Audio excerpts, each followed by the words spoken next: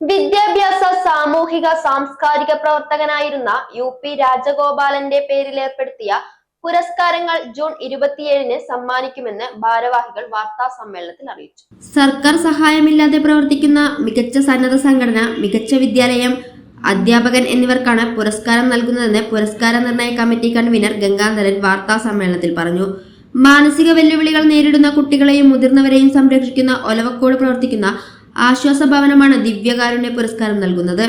ഗുരുശ്രേഷ്ഠ പുരസ്കാരം കാരാകൃഷി വാഴയൻപറം ശ്രീരാമകൃഷ്ണ വിദ്യാനികേതനിലെ അധ്യാപിക ശ്രീജ പിക്കും, ശ്രേഷ്ഠ വിദ്യാലയത്തിനുള്ള പുരസ്കാരം പട്ടാമ്പി നടുവട്ടം വരരുചി വിദ്യാനികേതനും നൽകും. 10,100 രൂപ പ്രശസ്തി പത്രവും മൊമന്റോ എന്നിവയടങ്ങുന്ന പുരസ്കാരം വരരുചി വിദ്യാനികേതനിൽ നടക്കുന്ന ചടങ്ങിൽ നൽകും. സ്വയം സേവക സംഘത്തിന്റെ പ്രചാരകനായിരുന്ന രാജഗോപാലൻ അടിയന്തരാവസ്ഥ കാലത്ത് ജയിൽവാസം അനുഭവിച്ചിട്ടുണ്ടെന്നും ഗംഗാധരൻ പറഞ്ഞു. President KP Rajendran, TC Suresh, P Swaminathan എന്നിവരും വാർത്താ സമ്മേളനത്തിൽ പങ്കെടുത്തു. വിദ്യാഭ്യാസ രംഗത്ത് പ്രവർത്തിക്കുന്ന ആളായിരുന്നു, സാംസ്കാരിക രംഗത്ത് പ്രവർത്തിക്കുന്ന ആളായിരുന്നു. അദ്ദേഹത്തിൻ്റെ സ്മരണ നിലനിർത്തുന്നതിന് വേണ്ടി തുടങ്ങിയ ഈ എൻഡോവ്മെൻറ്റ് കഴിഞ്ഞ 9 വർഷമേ കൊടുത്തിട്ടുണ്ട്.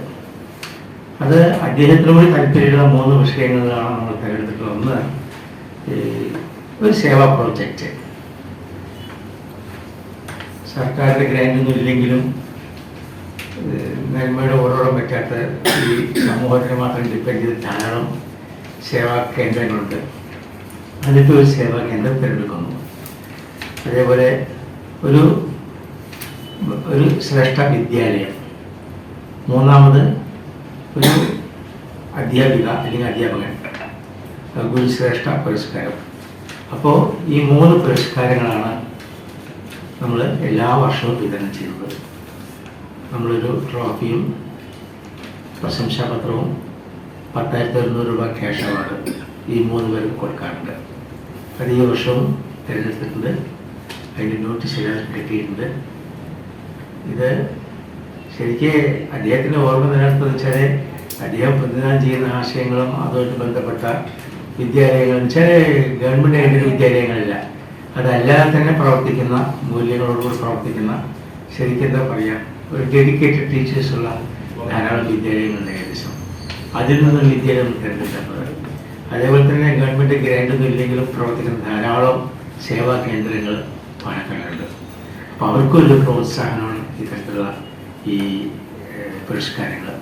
അപ്പോൾ അവർക്കുള്ള പുരസ്കാരം ദിവ്യകാരുണ്യ പുരസ്കാരം എന്ന് പറയും, ഈ സേവാ പ്രവർത്തനം നടത്തുന്ന ആൾക്കാരുള്ളത്. അപ്പോൾ ഈ ദിവ്യകാരുണ്യ പുരസ്കാരവും ശ്രേഷ്ഠ വിദ്യാലയവും അതേപോലെ തന്നെ ഗുരുശ്രേഷ്ഠ പുരസ്കാരം, ഈ 3 പുരസ്കാരങ്ങൾ കൊടുത്തു വരുന്നത്. അത് ഇപ്രാവശ്യം തിരഞ്ഞെടുത്തിട്ടുള്ളത് ഒന്ന് ഈ ഒലവക്കോട് ആശ്വാസ ഭവൻ മറ്റാറുണ്ട്. മെന്റലി റിട്ടയർഡായിട്ടുള്ള 18 വയസ്സിന് ശേഷമുള്ള യുവതി യുവാക്കന്മാർക്ക് കൊടുക്കുന്ന ട്രെയിനിങ്ങാണ്. ചെന്ന് കണ്ടാൽ അറിയാം